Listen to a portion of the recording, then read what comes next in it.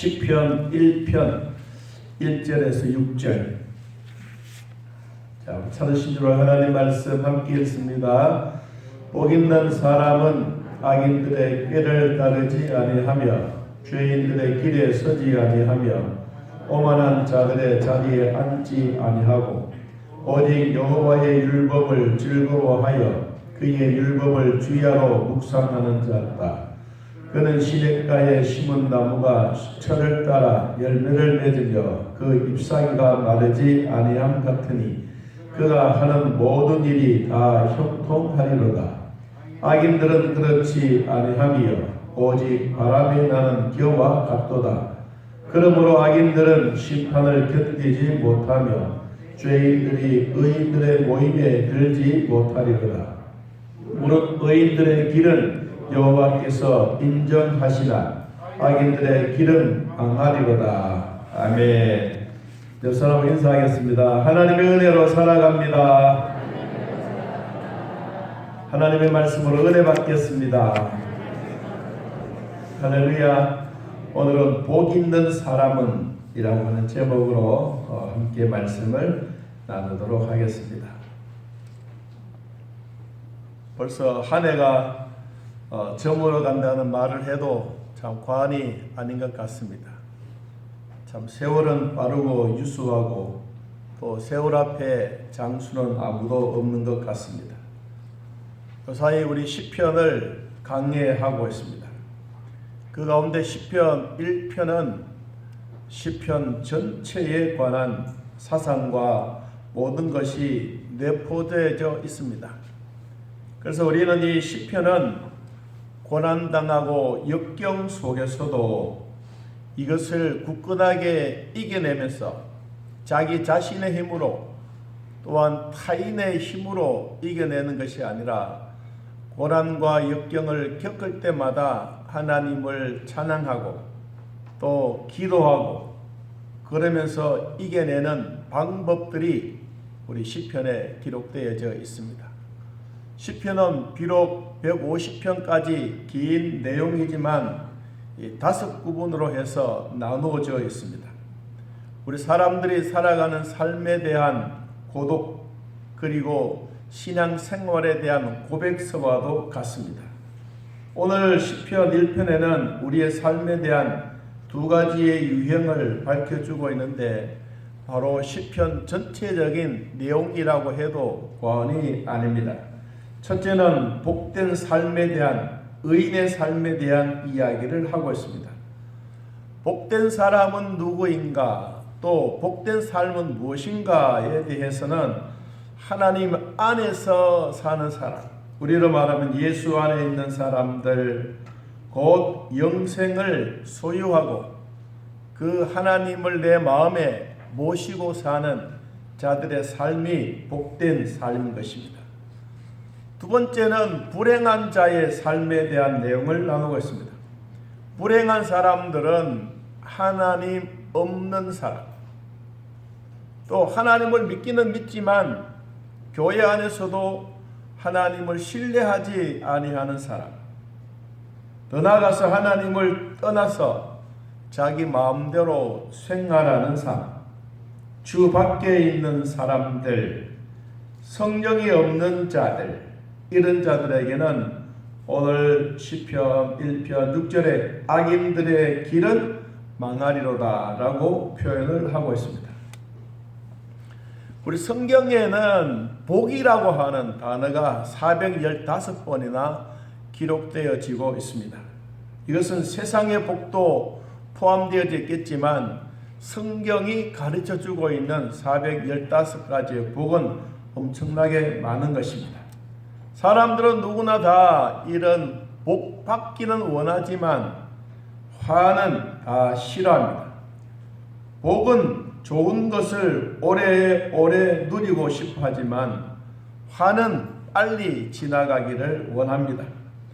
복에는 육신적인 복이 있고 그리고 신령한 복 두 가지로 나누고 있습니다. 먼저 세상 사람들이 이야기하고 있는 5가지의 복, 5복은 첫째는 장수입니다.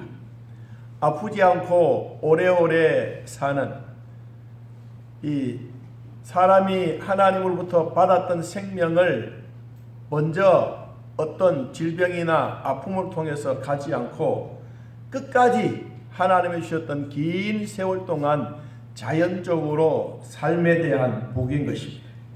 두 번째는 부귀입니다. 재산이 늘어나고 점점 권세가 많아지고 하는 일들이 존경과 기쁨을 나누는 사람들. 세 번째는 강령입니다. 건강하고 마음이 편하게 사는 복. 네 번째는 유효덕입니다.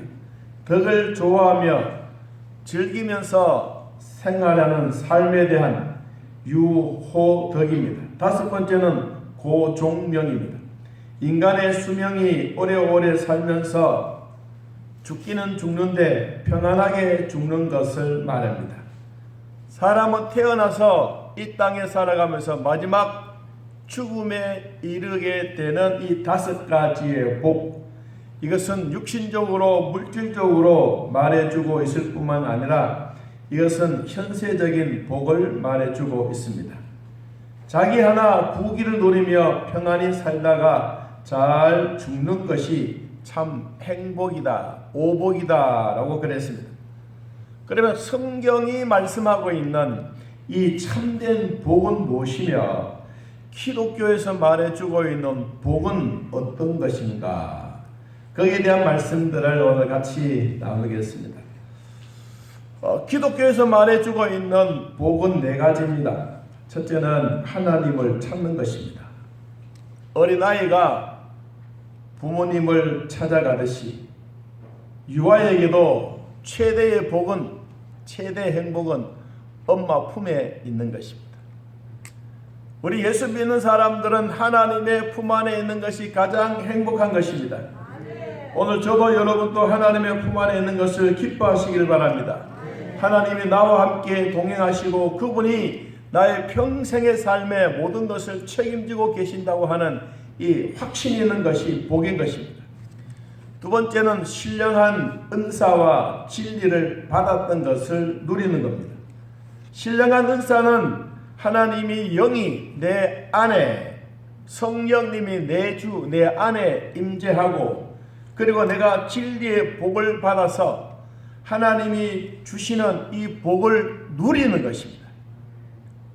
주셨던 것을 우리가 누리지 못하면 평생 후회합니다. 하나님이 우리에게 주셨던 천국의 복은 아무나 주는 게 아닙니다. 예수 믿는 사람에게 주시는 겁니다. 여러분들 이런 복을 받아서 영원히 사는 신령한 은사의 복이 있기를 바랍니다. 세 번째는 영이 잘되고 강건의 복을 얻는 것입니다. 자기의 영적 구원만 이루어진 것이 아니라 우리가 살아가서 또한 하나님의 영이 날마다 번성해 가는 것을 말해줍니다. 왜냐하면 우리의 영도 자라는 것입니다. 우리의 영혼은 한번 하나님이 주시는 것인데 하나님이 주셨던 이 영혼도, 우리의 믿음도 자라나야 됩니다. 어린아이는 어린아이에게 먹는 음식이 있다면 성인에게는 성인에게 먹는 음식이 있습니다. 우리가 교회 처음으로 나오신 분들에게는 처음으로 신앙생활에 필요한 기초적인 이야기가 있으면 권사가 되고 집사가 되고 장로가 되고 목사가 되면 그 수준에 맞는 신앙의 음식과 말씀이 필요한 것입니다. 대부분의 사람들은 그러한 일을 잘 하지 않을 때가 많습니다. 여러분, 우리는 하나님이 주셨던 영혼이 잘되고 범사가 잘되는 복이 여러분이나 저나 여러분 가문에도 항상 있기를 진심으로 축복합니다. 네 번째는 내세의 면류관이 분명한 것입니다. 면류관은 내세의 영원히 주시는 영광의 복인 것입니다. 현세에 아무리 잘 그것은 복이 아닌 것입니다.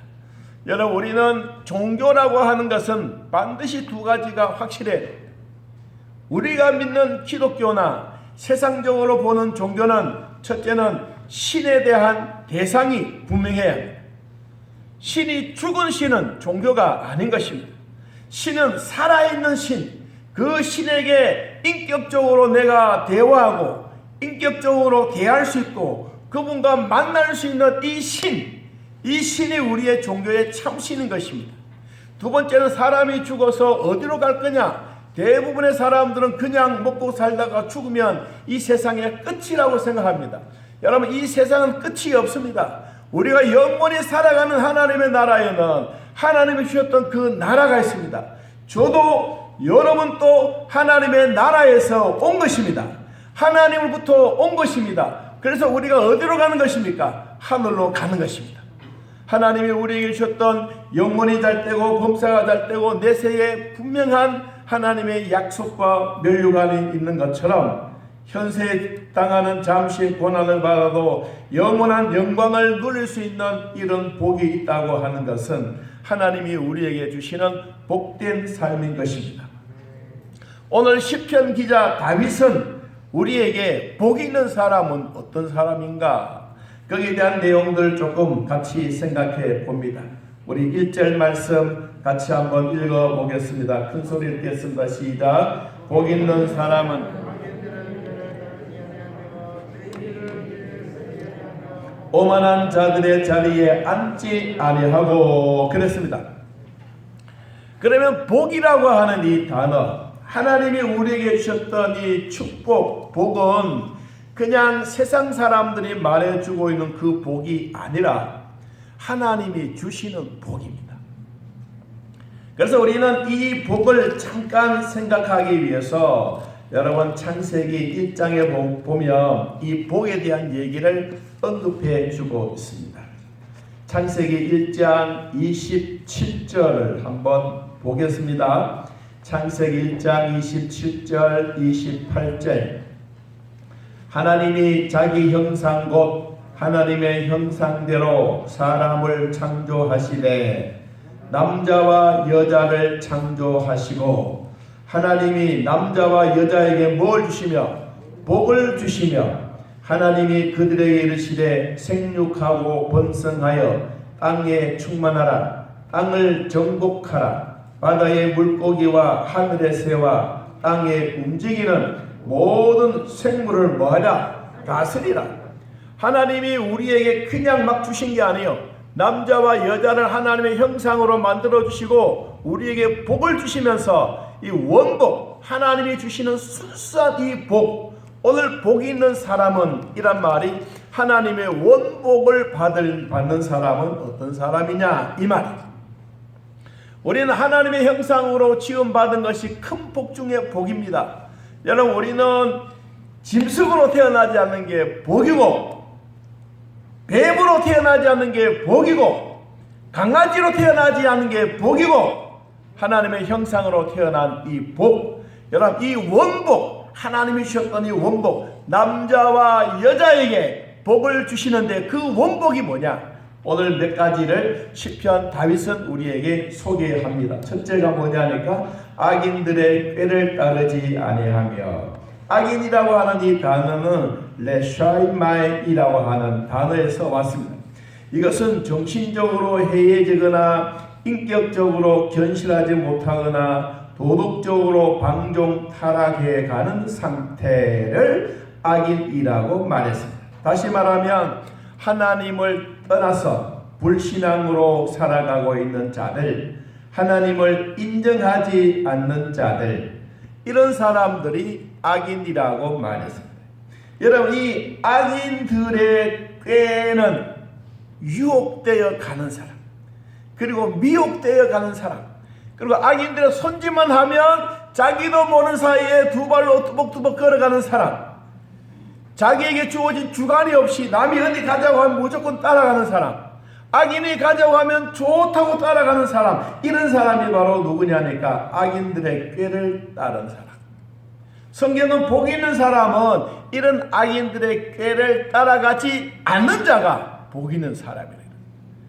여러분, 우리는 따라가는 것은 자기가 갈 수도 있고 안 갈 수도 있어요. 선택은 누가 합니까? 자기 자신이 하는 것입니다. 우리가 악인의 자리에 얼마든지 오늘 성경에 있듯이 서서 머뭇거릴 수가 있습니다. 악한 길로 갈까? 가지 말까? 아니면 돌아서서 갈까? 우리는 늘 그런 고민 속에 살다가도 따라해 봅시다. 나는 하나님으로부터 복받은 사람입니다. 할렐루야. 그래서 악인들의 꾀를 따르지 않기를 축복합니다. 두 번째, 죄인들의 길에 서지 않는다. 죄인이라고 하는 건 카타임이라고 말해서 이거는 반역한다. 누구를 반역하느냐? 하나님을 반역하고 자기의 삶의 원리를 이탈해가는 사람, 이런 사람들이 곧 죄인이라 그랬습니다. 죄인은 하나님의 법도를 어기는 사람, 하나님의 바른 삶의 원리에서 이탈해가는 사람, 그리고 목표가 어긋난 사람. 이 목표는 하나님의 거룩이 목표가 되어야 되는데 이 거룩에 미달이 되는 사람. 좋을 때 올라놓으면 우리의 죄가 훨씬 더 많아서 쑥 올라가 버리는 그런 모습의 삶이 죄인들의 길에 서지 아니하며, 여러분, 선다고 하는 이 자체도 뭐요? 본인이 얼마든지 선택할 수 있는 기회가 있습니다. 서서히 있으면 돌아갈 수도 있잖아요. 그 자리에 다른 곳으로 피할 수도 있잖아요. 우리는 그런 자리에 서 있을 때 이게 이제 위험한 목표 방향성이 모자랄 때가 그렇습니다. 옛날 이런 죄인의 길에 걸어갔던 사람들이 바로 가인의 길이요, 발람의 길이요, 가론 유다의 길인 것입니다. 여러분, 죄인들에게는 목표가 있지만 목표가 빗나가는 것입니다. 우리가 죄가 뭐냐? 죄는 뭐냐? 죄는 관역을 올바르게 맞추지 못하는 것. 여러분, 우리가 화살을 쏘고 양궁을 쏠 때 정말로 잘 맞추면 양궁 속에 있는 그 노란 점에 10점을 딱 맞추면 잘 쏜다 그러지 않습니까? 우리가 하나님의 법을 하나님이 우리에게 주셨는데 우리가 하나님의 법을 이렇게 만들어 놓으시고 우리가 어디로 꼬리내야 되느냐? 그 노란 점 제일 중앙으로 머리부터 샥 날아가서 그게 꼬리나는 게 그게 제일 좋은 방법이에요. 우리가 지구상에 수많은 사람들이 살아가지만 모두가 다 그 꼬리만 들어가는 것이 아니라 가다가 보면 10점짜리도 있고 8점짜리도 있고 가다가 보면 바람이 불어서 3점짜리도 있고, 우리는 얼마든지 죄인의 길에 서서 방황할 때가 있습니다. 우리는 이런 방황의 길에서 벗어나고 그 길에서 하나님의 말씀이 무엇일까 한 번 더 생각을 하면서 하나님의 말씀 안으로 뚜벅뚜벅 걸어가는 자가 하나님이 주시는 복인 것입니다. 여러분, 하나님의 말씀을 하루에 석 장씩 읽는 거 꼭 읽으시기 바랍니다. 여러분, 읽을 때마다 하나님의 은혜가 여러분들에게 꼭 임하기를 바랍니다. 시편은 그래도 쉽습니다. 하루에 석 장씩 읽으려고 그러면 아마 10분도 안 걸릴 거예요. 여러분, 하나님의 말씀을 읽는 것 습관하기 위해서 우리는 1월달부터 12월달까지 지금 시편 14장까지 온 것입니다. 그러므로 우리가 이 땅에 있는 동안에 하나님의 말씀을 잘 읽는 사람들은 결코 죄인의 길에 서지 않습니다. 죄인의 길에서 서면 자기도 모르는 사이에 하나님의 말씀이 우리에게 찾아옵니다. 여러분, 기도할 때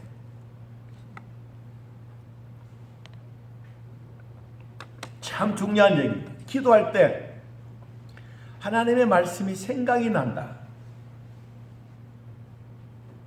꼭 우리는 위기 속에 있을 때만 생각나는 하나님의 말씀이 아니라 남을 위해서 축복 기도할 때도 그 말씀이 생각이 나. 그리고 내가 위기 속에 있을 때도 생각이 나고, 그러면 그 말씀 취지를 가지고 하나님 앞에 기도하는 거예요. 하나님이 우리에게 약속해 주셨던 말씀입니다. 내가 이 약속의 말씀을 붙잡고 기도하는데 하나님이 약속의 말씀이 거짓입니까? 우리는 얼마든지 하나님 앞에 그렇게 기도할 수 있습니다. 하나님의 말씀은 거짓이 없습니다. 그러므로 여러분이 하나님의 말씀을 붙잡고 생각이 나오는 그 말씀을 가지고 기도하십시오. 그러면 하나님은 반드시 응답의 기쁨을 주시는 겁니다. 그러므로 죄인의 길에 서지 않는 자. 세 번째, 오만한 자의 자리에 앉는 자. 그래서 앉지 않는 자. 오만이라고 하는 것은 매침이라. 매침. 이것은 하나님이 없이 여기는 자, 하나님을 무시하는 자, 하나님의 존재와 주권을 부정하는 자, 오만 불순한 자, 자기의 독선이 앞장서가고 하나님은 뒷전에 있고, 그리고 자기의 생각만 나타내는 사람들, 이런 사람들이 오만한 자들. 성경에는 오만한 자리에 서 있으라 그랬습니까? 앉지 않는다. 앉았다라는 이 말은 뭡니까? 확고부동한 자세예요. 이제는 그 자리에 앉아 있으면 민기적민기적거리고 지나가는 거예요.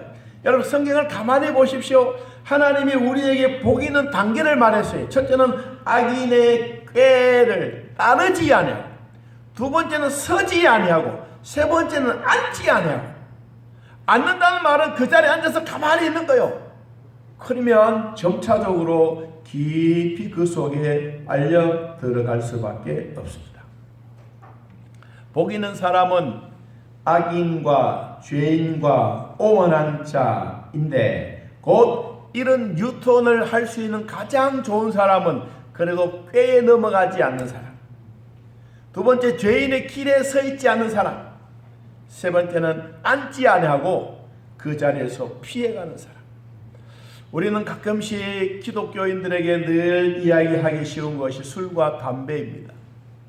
술 먹지 말아라, 담배 피우지 말아라. 여러분, 담배 피운 사람은요, 제가 지나가다 보면 화가 한번 나고 나면 자기 있는 주머니에 뒤적뒤적해서 이렇게 탁 꺼내가지고 라이터 하나 탁 켜고 팍 당겨 난 다음에 풍문에는 그 맛으로 피우는 것 같아. 근데 옆에 있는 사람은 그 냄새가 막 싫거든. 근데 막 피하면, 아이고, 이런 거 안 해요? 이런 거 안 해요? 여러분, 우리 자기에게는 좋은 것 같지만 결국은 폐가 망가지는 걸 모릅니까? 여러분, 기독교인들에게 술과 담배 먹지 말라 하는 건 참 잘한 거예요. 술과 담배뿐만 아니라 우리가 하지 말아야 될 것도 많습니다. 성경에는 하라고 하는 말은 248가지가 있는가 하면, 하지 마십시오, 하지 마십시오 하는 것은 365가지가 있습니다. 그래서 하나님의 율법이 613가지가 있는데, 이 613가지를 매일매일 지키기가 너무 어려우니까 하나님이 모세를 통해서 시내산에, 모세야 올라오너라. 너희 백성들이 아무리 해도 613가지를 지킬 사람이 아무도 없다. 그래서 하나님이 모세를 시내산에 불러올랐어요. 그래서 40일 금식하고 온 동안에 하나님 또 깊이 생각하고 계시다가 613가지를 10가지로 줄여버렸어요. 이것이 바로 뭡니까? 십계명이에요. 여러분, 하나님이 우리에게 613가지를 지키려고 하면 저도 그렇고 여러분도 그렇고 매일매일 율법 속에서 아이고 하나님 못하겠습니다 할 텐데, 하나님은 모세를 40일 동안 금식시키고 내가 너희들에게 사랑하는 마음으로 몇 가지를 줄이겠다? 10개로 줄이겠다. 여러분, 얼마나 우리에게 축소시켜 주셨어요. 근데 여러분, 이것을 지키도록 노력하시기 바랍니다. 꼭 100% 다는 아니지만 그러나 지키려고 노력하는 마음, 이것이 바로 오만한 자의 자리에 앉지 않는 것입니다. 여러분, 한 해를 이렇게 돌아다 보면 어제 같은 세월인데 벌써 코로나도 3년째, 조금 더 이번에는 좀 없어지겠지, 좀 낮아지겠지, 이번엔 사라지겠지 싶은데 어느 날 보니까 여기서 쑥 올라오고 저기서 쑥 올라오고, 아직도 우리가 정신을 차리지 아니하면 아직도 우리에게는 어려움이 없잖아 있습니다. 여러분, 우리는 공산주의가 아닙니다. 공산주의 사람들은 감옥에 가두듯이, 중국 보십시오. 그렇게 뭐 가두고 아파트에도 관리 나오지 말라고 막 했는데도 불구하고 뭐 보고 알았습니까? 방송 보고 하는 거예요. 여러분, 방송에 보니까 나라가 막 세계적으로 모여서 마스크도 쓰지 않고 막 축구하고 경기한 이 모습을 보니까 자기네들만 갇혀있거든. 와, 이러다 안 되겠다. 그래서 여러분, 백종이를 들고 우리는 한가합니다 하고 막 드러났지 않습니까? 아직도 우리나라뿐만 아니라 전 세계적으로 보면 이런 마스크 시대는 있습니다. 그런데 유럽이나 이 자연이 많이 있는 나라에는 실제적으로 마스크를 안 쓴대요. 제가 통계를 봤습니다. 그 통계를 보니까 마스크를 쓰고 다니는 나라는 아직도 우리나라들처럼, 또 마스크를 쓰고 있는 나라들처럼 이 위기 속에 오는 일이 많은데, 마스크를 딱 벗고 있는 나라들은 자기 스스로 자생력이 강해서 이기려고 노력하는 거예요. 그리고 자기네들이 사람들이 모이면 그 자리에 잘 안 가. 될 수 있으면 피해 다녀. 그러니까 마스크를 쓰고 다니는 사람들과 쓰지 않는 사람들의 나라는 차이가 있더라. 우리도 아마 2023년이 되면 벗자라고 할 날도 있을 것입니다. 그때까지는 여러분 우리 모두 건강 유의하면서 어떻든 정부에서 하라고 하는 대로 따라 하시면서 우리도 빨리 이런 질병의 위기에서 벗어나기를 진심으로 축복합니다. 자, 두 번째 하나님이 주셨던 말씀 가운데 이 복 있는 사람은 어떤 사람이냐, 2절 말씀 같이 한번 보겠습니다. 2절 3절 같이 한번 읽어봅니다. 오직 여호와의 율법을 즐거워하여 그의 율법을 주야로 묵상하는도다. 그는 시냇가에 심은 나무가 철을 따라 열매를 맺으며 그 잎사귀가 마르지 아니함 같으니 그가 하는 모든 일에 다 형통하리로다. 이 다윗은 성도들을 비유를 해서 어디에 비유했냐니까 나무에 비유를 했어요. 나무에. 먼저 시냇가에 심겨진 나무. 이 나무는 자생해서 된 나무가 아니라 누군가가 의해서 거기에 심겨진 나무입니다. 우리 성도들은 부모로부터 왔지만 실제로 어디서부터 왔습니까? 하나님으로부터 왔습니다. 하나님으로부터 왔기 때문에 우리가 마지막 가는 단계도 어디로 가는 것입니까? 하나님께로 가는 것입니다. 그러므로 영접하는 자, 곧 그리스도를 믿는 모든 사람들에게 하나님의 자녀가 되는 권세를 주셨다고 하는 이 말씀은 곧 우리가 하나님께로부터 왔으니 하나님께로 올라가는 것입니다. 여러분, 하나님이부터 온 우리에게는 하나님의 성전에 잘 심겨져 있는 나무가 되라는 것입니다. 생명수가 흘러 넘치는 말씀의 시냇가에 우리를 불러주셨듯이 나무가 되려고 하면 이 뿌리가 어디에 있느냐 참 귀한 것입니다. 거제도에 가면 그 해금강이라는 게 있어요. 여러분 가보셨지만 해금강에 가면 배를 타고 그 속을 한 바퀴 싹 돌면서 마이크 잡고 있는 가이드가 이 말합니다. 저 꼭대기에 있는 바위 위에 있는 저 소나무는 천년 묵은 소나무입니다. 진짜 뭔지 잘 모르겠지만 진짜 한 소나무가 있어요. 그런데 이 소나무는 항상 어디에 사느냐? 바위 위에 살아. 여러분, 바위 위에 살면 죽지는 않지만 오늘 성경이 우리에게 말씀해 주고 있는 시냇가에 심은 나무는 언제? 철을 따라 열매를 맺으며 라고 말했습니다. 하나님이 우리에게 철을 따라 열매 맺는 것은 참 복 중에 복인 것입니다. 그리고 시절을 따라 과실을 맺는다고 했습니다. 우리 나무에게 주어진 진정한 목적은 뭐냐? 열매 맺는 것입니다. 여러분, 나무도 똑같이 가을에만 열매 맺는 나무가 아닙니다. 나무마다 다 각각 다릅니다.